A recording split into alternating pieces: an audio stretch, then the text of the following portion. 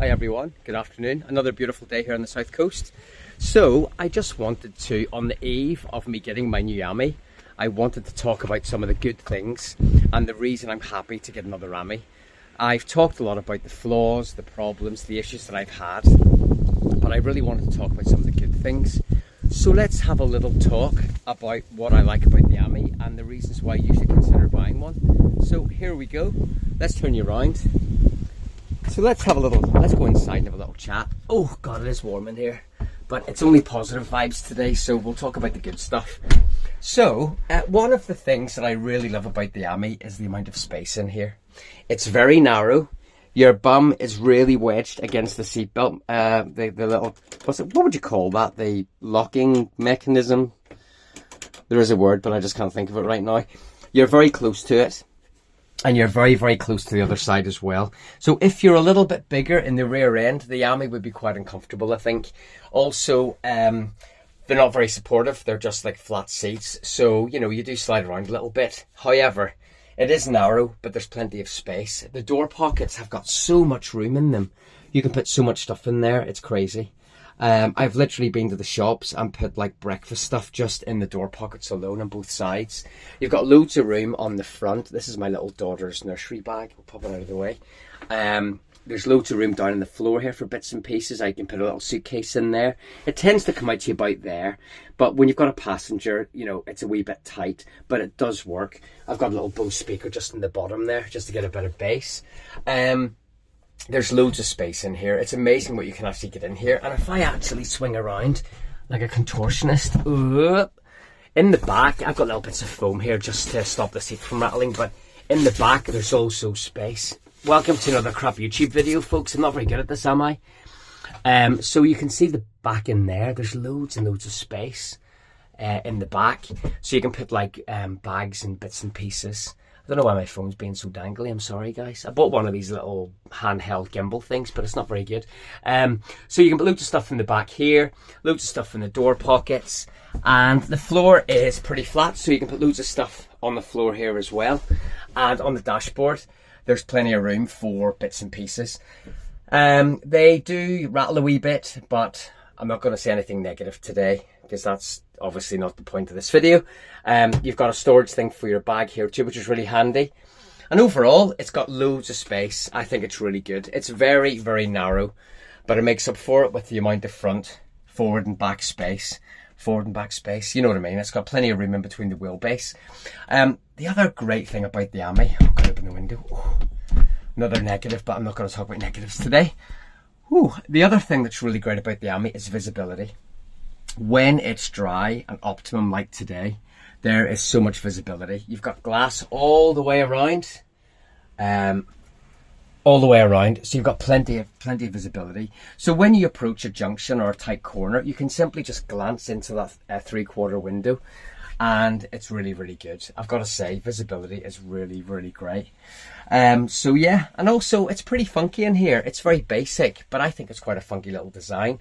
It's minimalist. It's very, very cheap. I mean, this is like cereal box kind of quality, but I think it looks really, really funky with the straps and everything. It's very Porsche GT2, GT3 RS. I kind of like that, although this is very much not a Porsche. If we go outside, because it's very, very hot in there,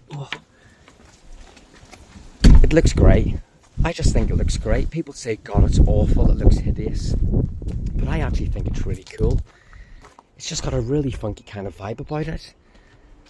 I just love it, and I like how sometimes the light will catch it on the little curves, so you can sort of see some of the design elements that you don't normally see. The Ami looks quite flat-sided, but it's not. There's some subtle curves in the bodywork that I really like, and I just think it looks really awesome. I really do. But the most important thing for me is how it drives. The Ami drives brilliantly. It shouldn't drive the way it does, but it really does. You can throw this thing around corners.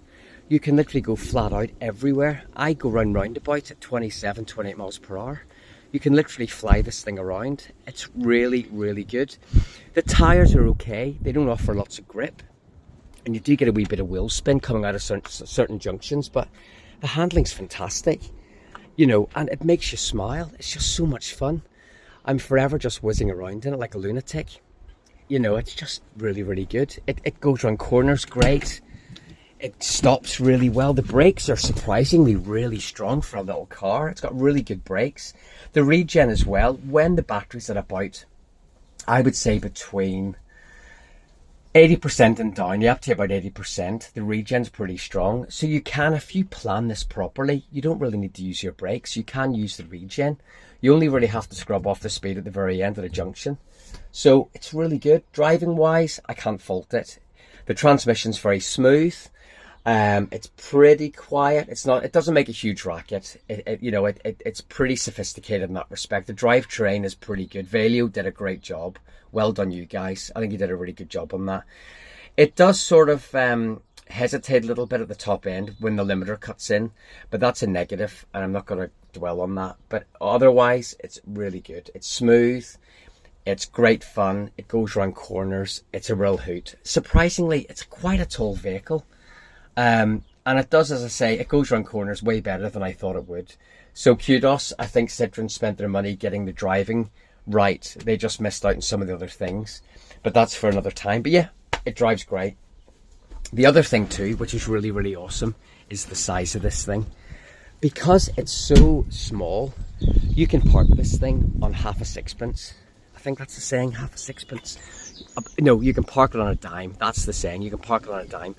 It's really easy to park. It's so short, you can almost park this thing reversed into the curbside. And the other day I was driving around. Let me just spin around. The other day I was driving to the nursery.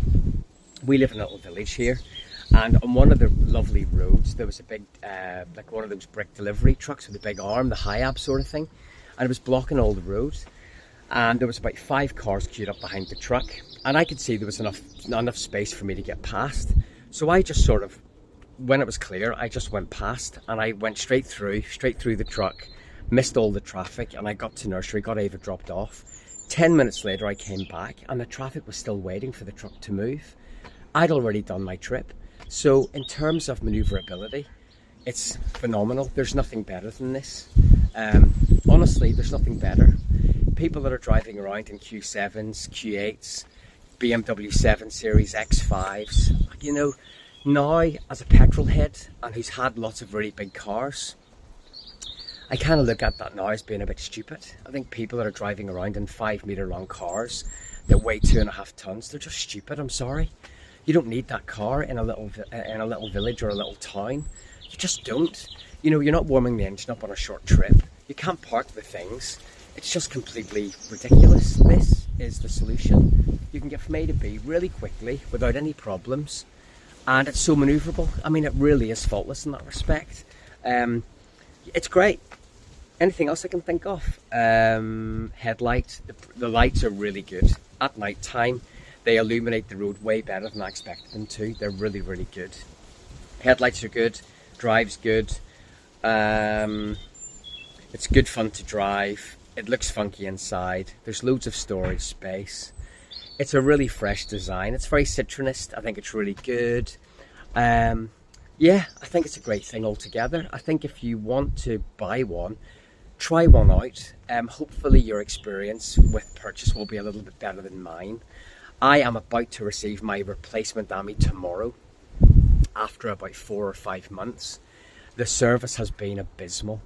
It still is abysmal. Like, for example, I'm getting a bog standard Ami with no orange pack delivered tomorrow, but they haven't really told me anything about the orange pack, so hopefully it's going to come separately again. I don't know. But service has been really poor, and I think if Citroen don't really up their game on this, people will just not buy this car because they just won't be bothered with a crap service. But apart from that, I've been really, really pleased with it. It hasn't let me down. I've been driving it every day to nursery for 5 months. So I've racked up 990 miles now, and it's been very good. The belt squeals a little bit. There's a few hiccups that you'll know about, but overall, I really think it's a great thing. So don't be put off. And that's about it, guys. I just wanted to share that with you, and I'm going to let you have a little look before I go, just so you can admire her again. Just take one for a drive, see what you think of it, and make your mind up. But I think for me, you know, £70 a month, It's really cheap transport. It's costing about £2.40, £2.50 a charge, which is a little bit expensive, but that's really down to the high energy cost at the moment. I think if energy costs come down, you'll be able to charge this thing up for about £1. So it's really cheap transport, and it's efficient because you can charge this thing fully in 3 hours.